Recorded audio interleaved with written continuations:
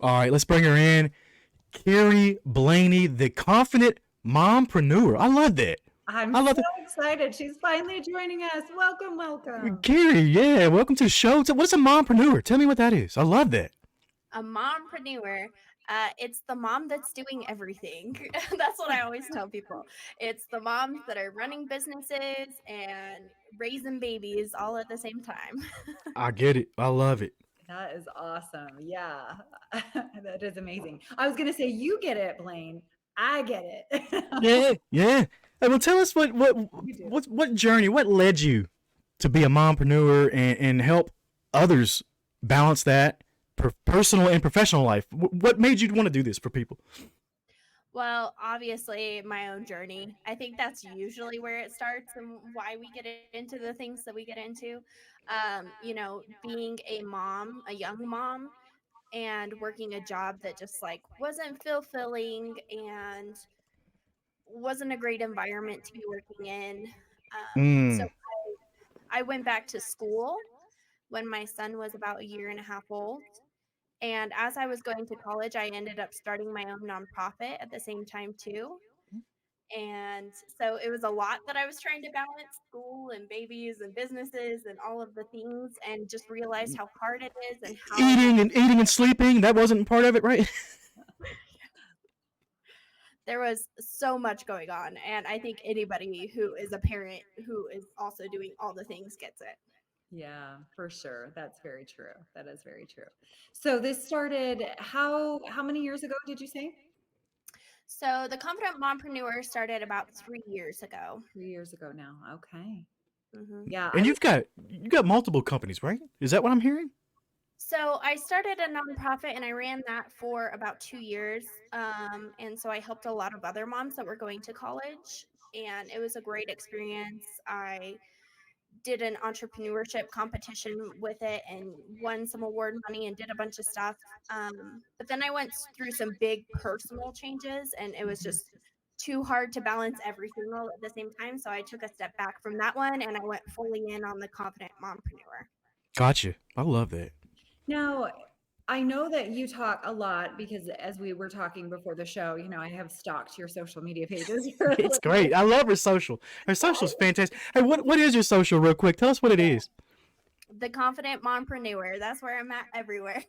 I love that. That's so good. It's so fun to watch you just in your element and with your family and just the gratitude that you have and just wholeheartedly being authentic you. Like, look at me, I'm getting teary eyed because it Right? really means so much to me. I'm like, Blaine, we got to have her on the show.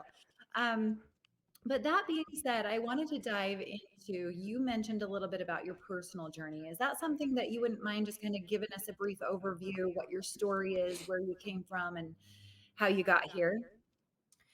Yeah, it definitely had its big ups and big downs. I think like anybody kind of goes through. So I started my nonprofit. I finished college. I did all of the things. And during that time, kind of unbeknownst to everybody around me, I was going through a abusive relationship, Mhm. Mm. and that was really difficult. And I was really that was a big motivator for what I was doing so that I could get myself and my son out of that situation. Yep. And so I was finally able to do that. And I went through a divorce, which when you're going through a divorce, it's hard enough. And then having an abusive spouse on the other end of it made it Mm. very, very difficult. Yeah. And so that came with its own set of hardships. There was a lot of financial hardships, mental abuse throughout the whole thing. There was a lot going on. Mm.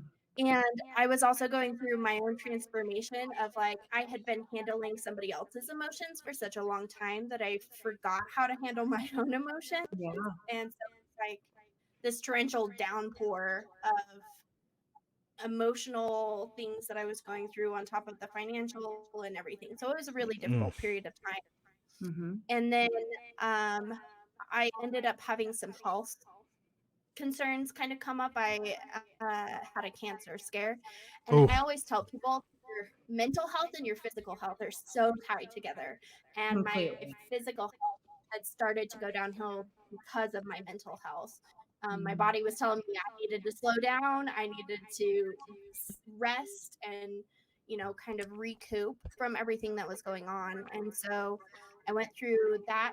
And then almost immediately after all of this, I went through a sexual assault and physical assault.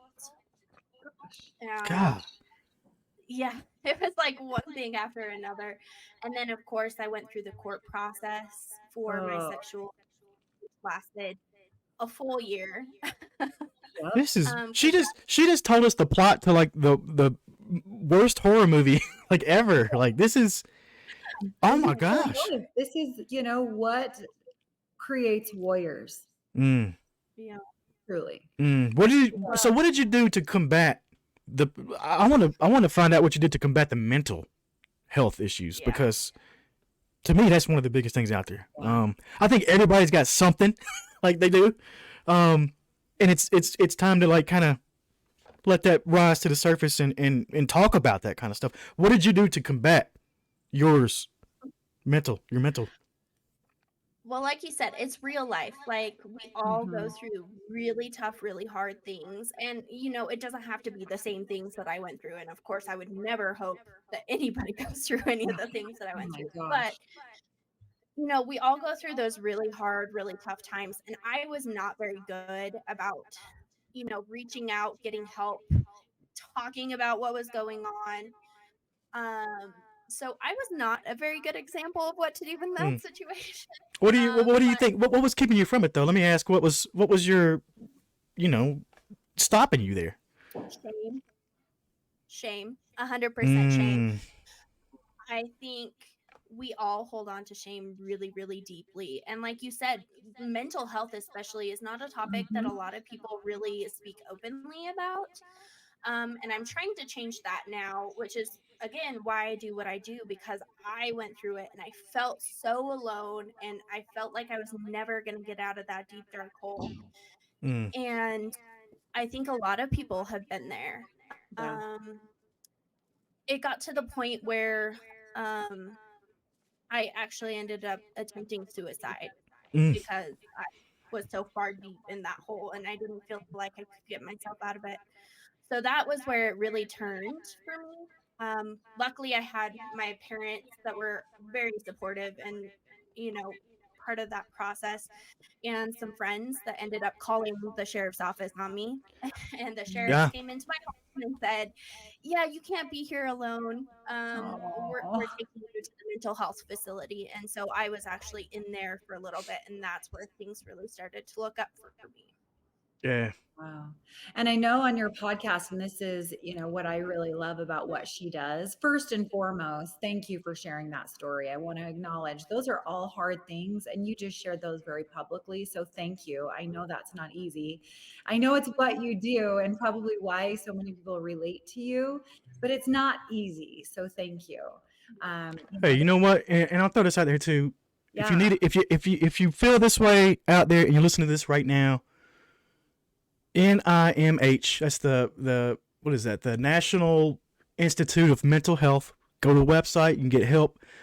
They can call 988 now. 988 get you to the suicide and crisis lifeline. Do it now. Do it Yeah. now. Somebody out there needs to hear that. Do it now because it's too much. You got too much. If even if you think you're at the bottom, you still got too much in you to throw it away. So go get some help. Yeah. I had to throw that out there. Let's talk about that podcast though. Sorry Yeah. about that. Yeah. No, you're No, okay, and I appreciate throwing that you out. throwing that in. It's very important. But you do feature a lot of inspiring interviews. Can you tell us particularly like a memorable, interview or experience on your podcast that or guest that you've had that you'd like to share or touch on? Oh my gosh, I've done over 100 podcast episodes now.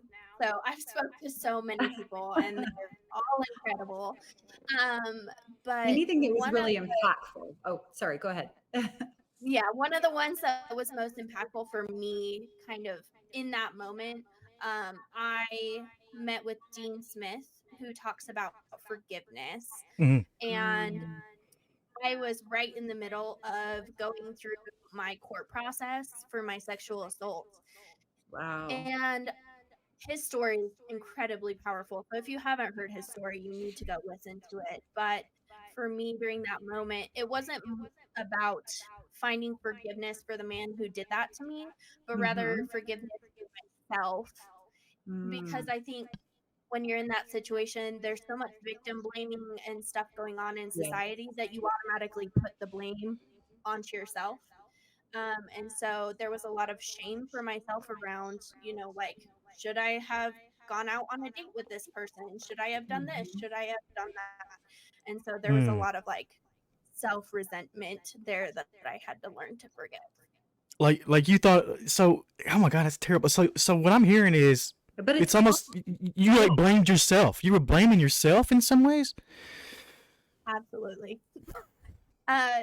Like when you're in that situation, it obviously like he was at fault there 100%. But especially when I was like going through the court process, I know it's their job, but the the court on his side was very victim blaming, like, blaming me for going out on a date with this person, inviting him into my home, doing this, doing that. And that happens so often to survivors.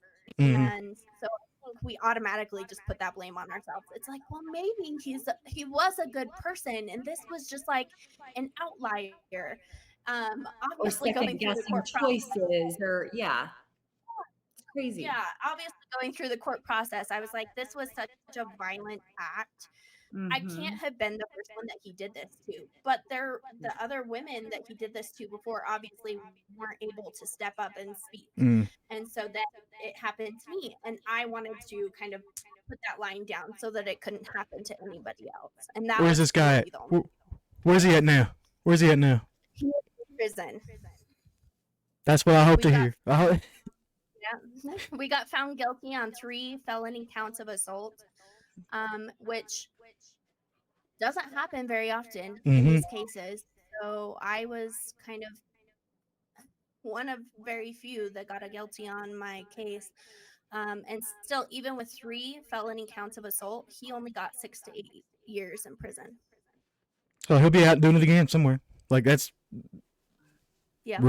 repeat. I mean, yeah, they have to keep a watch on Kudos this. to That's you for getting through scary. that process though, like the strength Yeah. that you have and that you found. Where did you dig? I mean, was that prior to, were you in your facility and you had therapists and help and things through that process of your sexual assault, or did the depression, where on the timeline did that happen? Was it afterwards? So you had already found your coping mechanisms and things prior to Yeah. that? So I was assaulted in March. I attempted suicide in June. Oh, We didn't get the we didn't go to court until February of the next ugh, year, and we didn't get our guilty verdict until March. So it took a year. Um, yeah, it wow. took a year for the whole process. And so no, I had started the process, but I was still in the middle of going through it when I ended up in the psych facility. Mhm. And that was one of the best things that could have happened to me during that time, I think. Yeah. And I don't think enough people talk about like actually having to go into a facility. Mhm. But it was really great. Like I had therapists available to me all the time. They set me up with a therapist outside of the ward. When I got out, I had other people around me that were going through very similar things. So there was that kind of sense of community and understanding that I think when you're going through something like that, you assume that nobody understands what you're going through. Yeah. And so it was kind of nice to have those people around me who I was like, okay, yeah, you get it. So it's one thing to go through that and you've got your advocates and you've got your support and your team. It's a very different thing to speak about that publicly and do Yeah. what you do. Where do you find that courage and that strength? Oh, I just got the goosebump Yeah. because that is so empowering what you do. So talk a little more about that. I mean, you even said that some of these women didn't step up when you did, and you were the one leading the charge. If I heard that correct, like that's crazy already. To think that they're too scared or whatever it may be It's gets common. me amped up over here. It gets me mad. It does. Yeah. It does. You said something. Go ahead and answer that question. Go ahead and answer it. I'm sorry. No, it's fine. And you're right, like it's kind of frustrating, but at the same time, like as a victim myself, I get how scary it is to step up and say those things. And especially like I said, when you feel so alone, when you're questioning yourself and your judgment, um it's so easy not to go through with it. But also, the reason why I do what I do is to help other people who are in that situation not feel so alone, to know that there are other people out there who understand, to show them that there is life after trauma. I love that. You said something earlier that still bothered me though, and it's about the courts. And you said the other team had to fight for it. And you know that they had to make you look whatever. And I get that that's their job, but there's a lot of that in large portions of people in society. It's not just in the U.S., but all over the world. You got people saying, "Oh, well, she shouldn't have dressed that way. She deserved it. She asked for it." No, no, no, no, no, no, no. Never, never does anyone ask for a sexual assault. Like that's not condoned anywhere. But you got people out there who say those kinds of things. So it leaks into the court, and that bothers me. It bothers me because it can't be like that. It shouldn't be like that.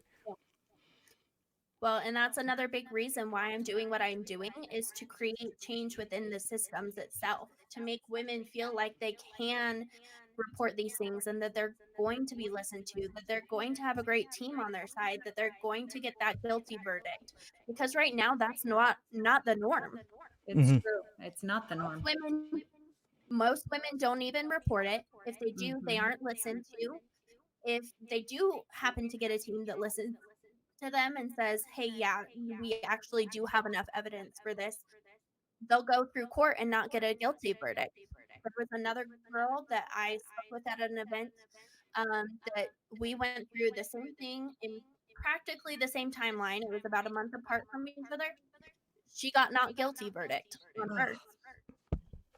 And how, And like, just dagger to the soul when you go Yeah. through that and you have to repeat that story and repeat that story and repeat that story. It's horrible.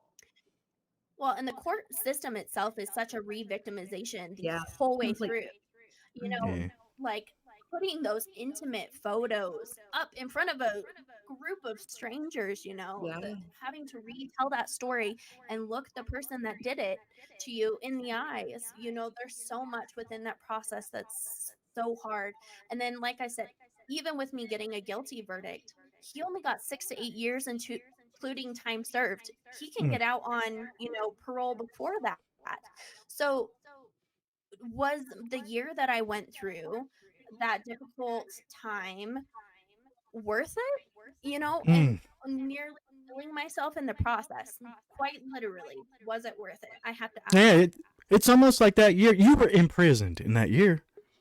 You know what I mean? You were technically you were technically imprisoned in that year yourself. And that's Yeah. nowhere to live either. Yeah. You're supposed to be free. You're supposed to be, living your best life, as they say. But no, you had to sit through that process. The system sucks. I'm telling you that right now. The system sucks. What are you doing? You did talk about and Blaine, it's been broken and there's a lot about that. But I do want to dive into, what are you doing for advocacy and how can we at Radio Daybreak and our listeners Hmm. and here in the state of Utah and beyond, because we've got listeners, kind of all over now, right, Blaine? We How can do. we help? How can we help? What are we doing? How do we make a change? What do we do? What Well, do you I say, do a Carrie? lot of things, just myself. So I actually have a local group that I work with. They're called Safe Project, and they help women who are in domestic violence situations, victims of stalking or sexual assault. Um, Mm. so you know, We lost a little bit there. Lost a connection there. support those groups, whether it's that group themselves or the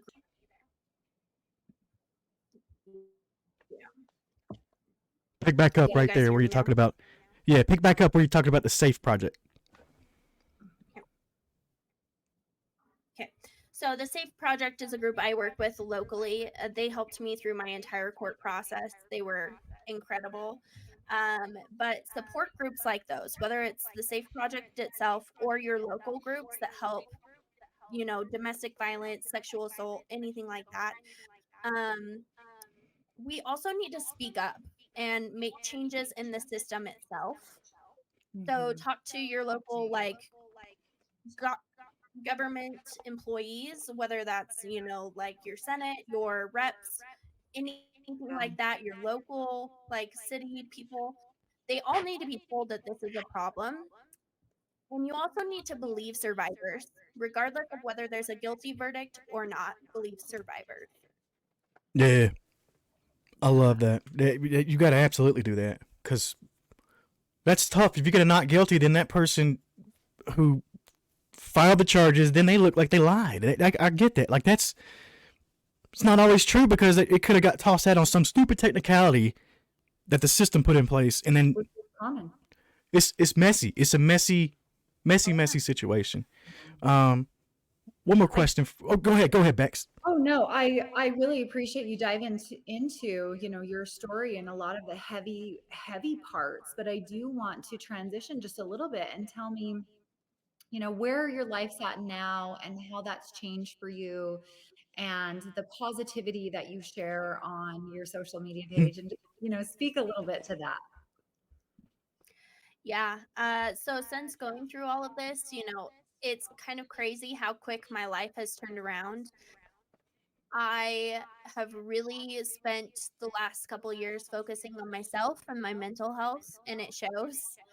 I have a great relationship now with my partner. I have great relationships with my family members and things. I travel all the time. I get to do this, and it's honestly so wonderful. But I attribute a lot of it to finding the support that I needed and really focusing on myself and my mental health.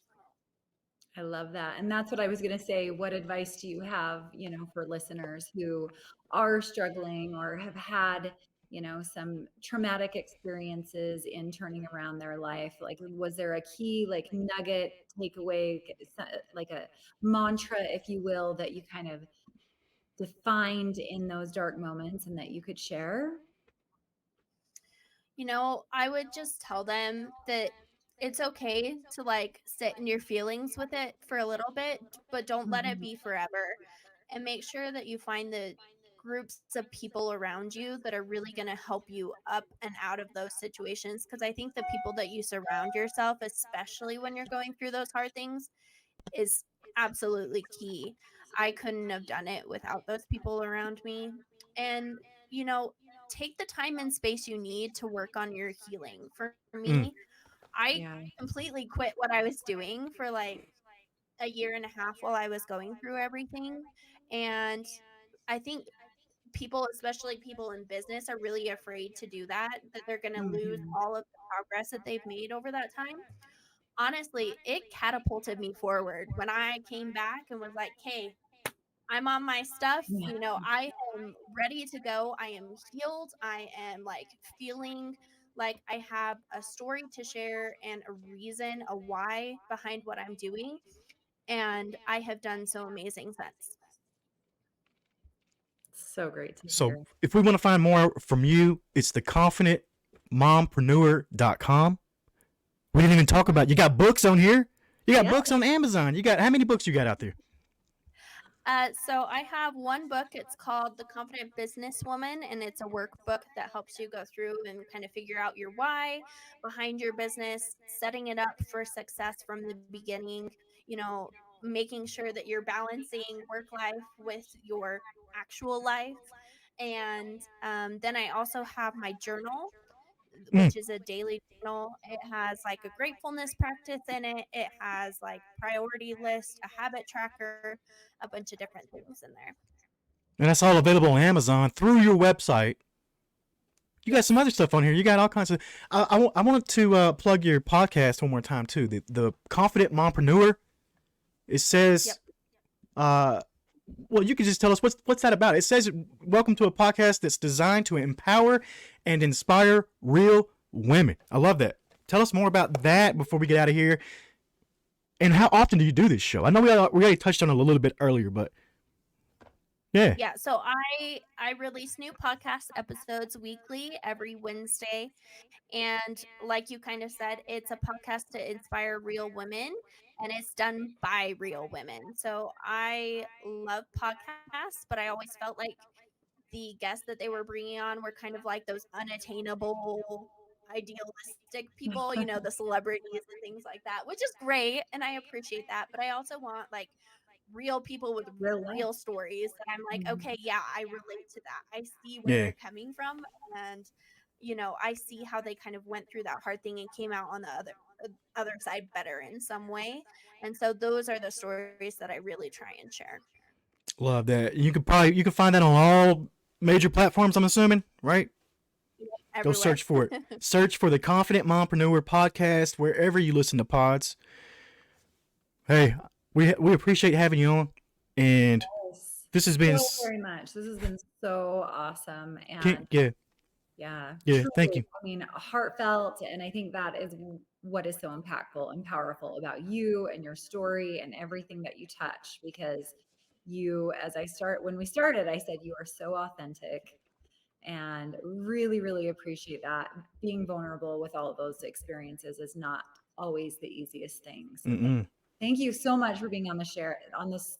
Thank you so much for being on the show and sharing your story. Thank you guys so much for having me. I was so excited when you reached out. So I really appreciate it. Yeah, absolutely. Anytime. Anytime, truly. If you have a message, that is one thing before we go, we'll wrap. Do you teach any workshops or anything like that we need to know about? Any upcoming events?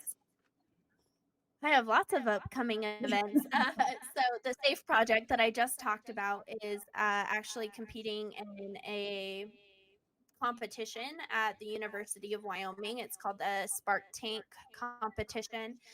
So I'll be speaking on behalf of them about their role in everything that they did for me, and just what an amazing organization that they are. I am also doing a virtual summit, which is called the Hike Like a Woman Summit. And I'll be talking about my mental health journey and kind of how the outdoors really helped me through that, because I'm very outdoorsy. We were talking about some of the pictures from my glacier trip actually before we Yeah. started. Then I will also be doing a entrepreneurship competition at the University of Wyoming. I'll be speaking at the judges panel, and then I will also have a booth set up outside of it too.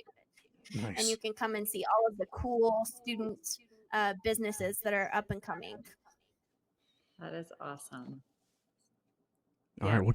When I Well, asked about that, you're not kidding. You had to like check your calendar. yeah, I love that. I have it all written down up here, so I remember. Keep it all Love straight. it. I love it. Thanks so much for joining us again, and we'll be in touch again. I promise.